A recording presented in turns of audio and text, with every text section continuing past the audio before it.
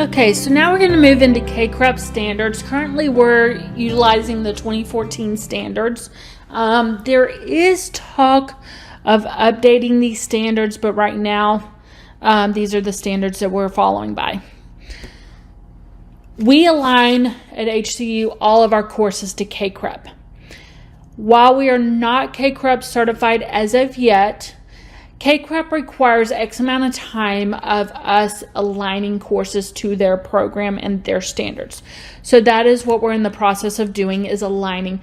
Part of that is going to be hopefully smaller class sizes, both residential and online, that's going to further help us align to their standards, so that way when we're prepared and we're ready, we can go ahead and take the necessary steps to receive, to apply. So let's start with what their CACREPs are.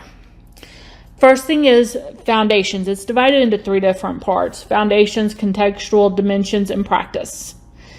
And so these are broken down into meeting the required educational requirements. And then this is also tied to the CPCE and what the CPCE recommends. So there's conversation out there that I've heard that if you're CACREP, you don't have to take the CPCE. That is not true. Every university has an exit exam, and the standard exit exam is the CPCE because it is so closely aligned with the NCE. If you're successful on the CPCE, chances are you will be successful on the NCE. And they follow the same 8 primary topics. Okay, so this is what we're working toward, is making sure our foundations are there, making sure our contextual dimensions are there, making sure our practice is there. That's why you'll constantly see or hear of us updating courses and redeveloping courses, because we want to make sure we are meeting the best of the best standards for your benefit and ultimately for your client's benefit. Now, Texas state licensure. If you are in another state, you want to look up your particular state, okay?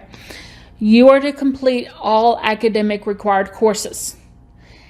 Now, HBU requires that you maintain a 3.0 to stay in the program. So if you drop below 3.0, you will be put on suspension, probation, depending on the circumstances, depending on how many times we've, had to take a look at that suspension or probation option.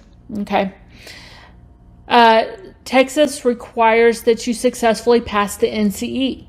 Now, because we are not CACREP certified, you cannot register for the CPCE until you have completed all your coursework. NCE does require transcripts, so they could make a decision. Some of our students will send in their transcripts prior to their last semester, and they have to wait because NCE wants to see that you've been recommended for graduation. Okay, so that's an important feature. Now, here's something else. If you register for NCE post-graduation, if you register as a student, there are 2 times throughout the year that you can take the test. I believe it's April and October. If you register as a professional, yes, you will pay more, but you'll have more opportunities to take the exam.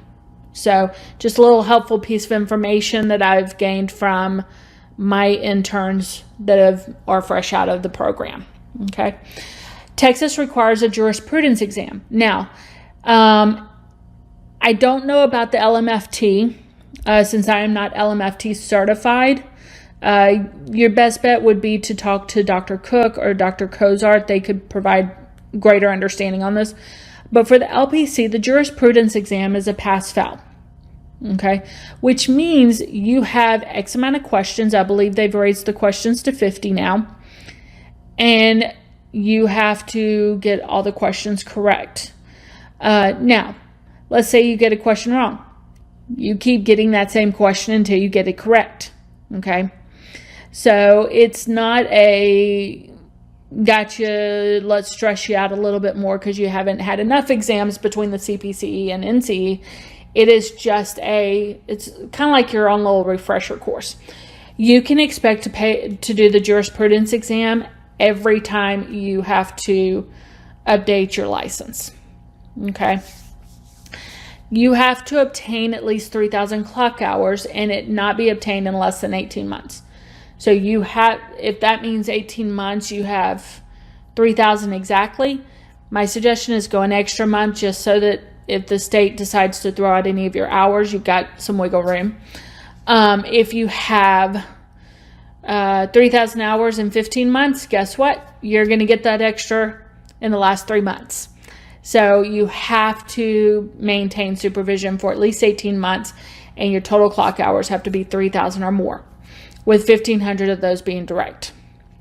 You have to pass a background check via fingerprints. Okay, this is something new. They just implemented probably within the last 2 to 3 years. And then finally, you have to complete a human trafficking course. This is a required portion. And the main reason for this is that we've got a huge issue with human trafficking. And many times we as counselors see students that may show signs and symptoms being trafficked well before anybody else will notice it. So these are the things that state of Texas requires. Now, again, each state's going to be different with their requirements. So please, please, please check your state. If you're going to be licensed in the state of Texas, then go by this. If you are, I have a intern who's living in Virginia, and so she is doing Virginia's hours and Texas hours at the same time because she wants to be licensed in both. And so she's doing that. But she had to review both and see which one was better option, and it turned out doing both at the same time was the better option for her. So just kind of keep these things in mind as you're working through your program.